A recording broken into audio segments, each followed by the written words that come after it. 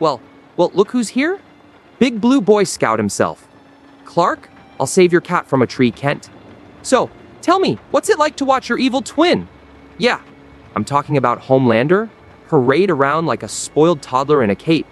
Because from where I sit, it's like watching an off-brand Superman who shops exclusively at Murder R Us. It isn't amusing, Wade. Homelander isn't my twin. He's what happens when power is stripped of humility and accountability. I didn't choose this role because of strength. I accepted it because I had to use my gifts responsibly. Homelander uses his gifts for vanity, cruelty, and fear. That isn't strength. That's corruption disguised as heroism. And deep down, he knows it. I call it Tuesday in Congress. Look, the guy's a psycho with laser eyes and mommy issues. But you gotta admit, he knows branding. The smile, the flag cape, the milk obsession.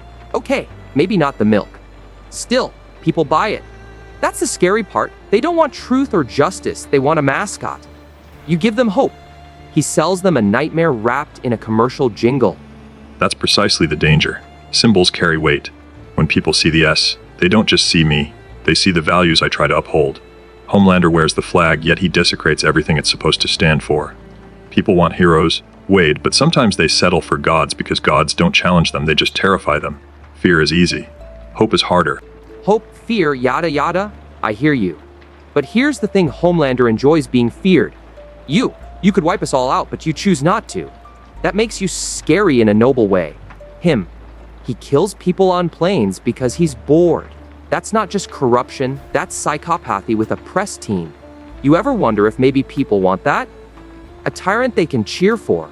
I've wondered, yes. Humanity sometimes chooses the comfort of chains over the responsibility of freedom. But no matter how much people may be deceived, truth eventually reveals itself. Homelander's arrogance will consume him, because cruelty breeds paranoia. You can only rule through fear for so long before someone braver rises to confront you. That's why heroes exist. Not to rule, but to remind the world it doesn't belong to tyrants. Wow, that sounded like a Hallmark card written by Abraham Lincoln. But okay, fine, I'll bite. Heroes exist to stop tyrants. But here's the Deadpool brain teaser. What happens when people start confusing the tyrant with the hero? When little Timmy says, I want to be like Homelander, instead of, I want to be like Superman. Do you just keep punching villains until the PR fixes itself? No, Wade. You address the culture that allowed it. Violence may stop an individual, but it cannot heal an idea.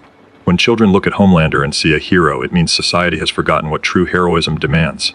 That's why example matters. I cannot force people to believe in goodness.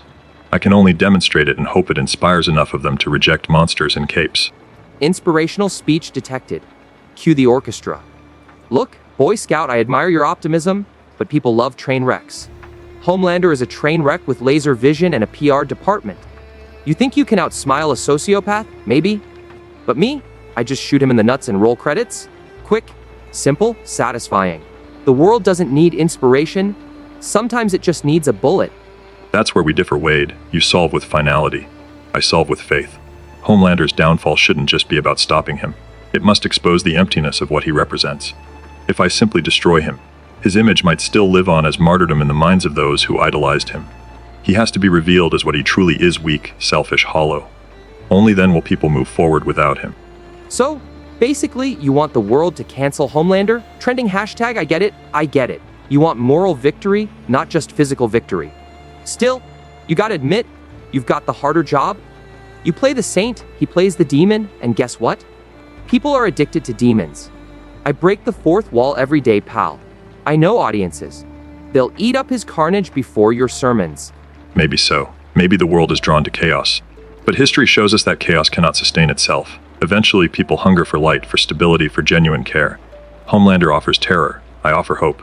The choice will always be theirs, Wade. The difference is I can live with my legacy. He cannot escape his own reflection.